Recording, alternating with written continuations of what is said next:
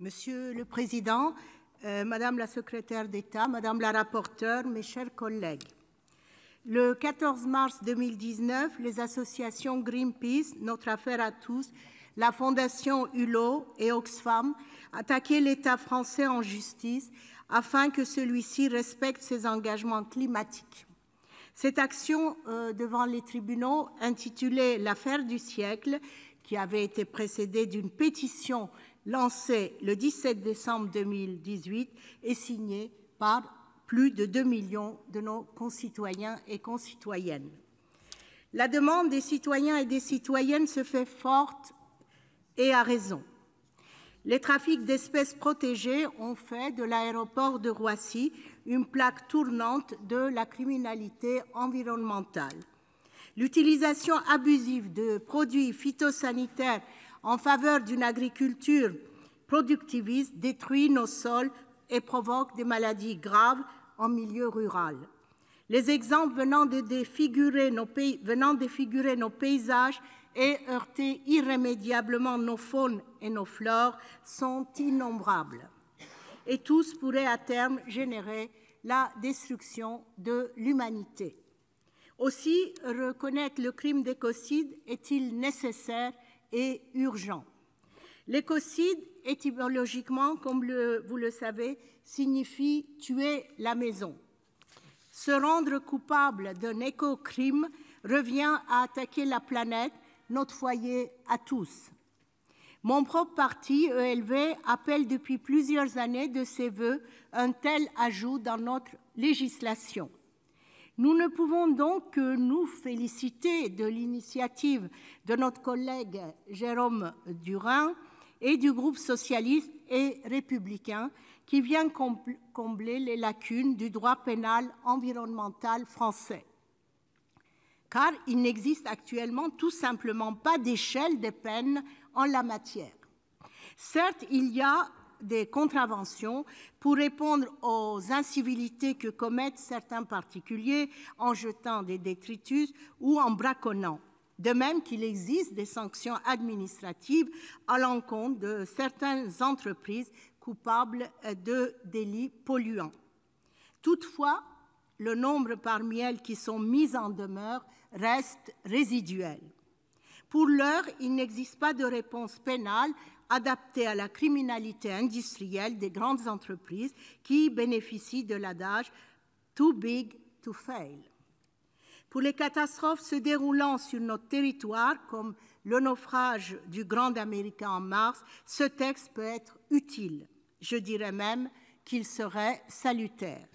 Cependant, même si cette proposition de loi était adoptée, que pourrions-nous faire à l'échelle nationale si un nouveau Fukushima se produisait?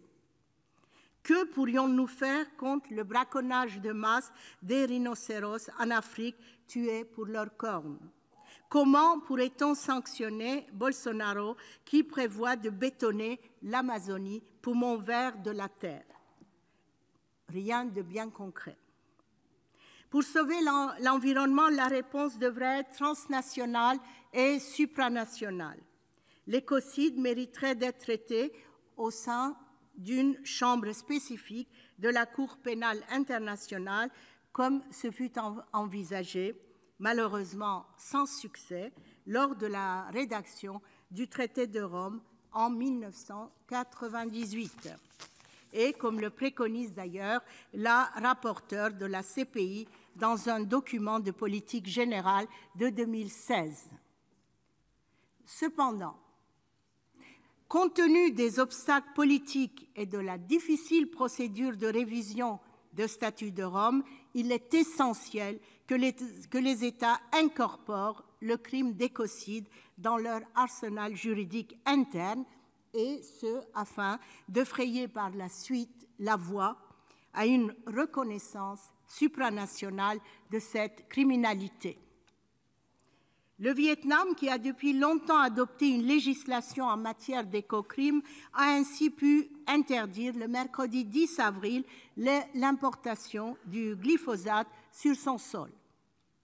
À l'instar des tribunaux verts en Inde et de diverses institutions spécifiques qui existent en Nouvelle-Zélande et au Chili, la France aurait tout à gagner à se doter de juridictions et d'un parquet spécialisé dans la lutte contre la criminalité environnementale.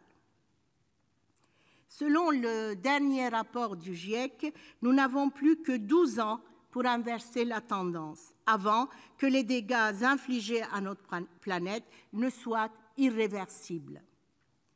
Les multinationales continuent d'agir en toute impunité, à l'instar de l'entreprise Monsanto, au fait depuis 1999 du caractère dangereux du glyphosate et qui n'a pas pour autant freiné ses activités. Si nous ne responsabilisons pas ces géants économiques, les générations futures en paieront le prix. Au groupe CRCE, nous soutiendrons donc évidemment ce texte et nous espérons que la droite sénatoriale en fera de même. Si vous me permettez de citer le centriste Jean-Louis Borloo, il disait « Les climato-cyniques ne me font pas rire. S'il faut être responsable, c'est maintenant. » Merci.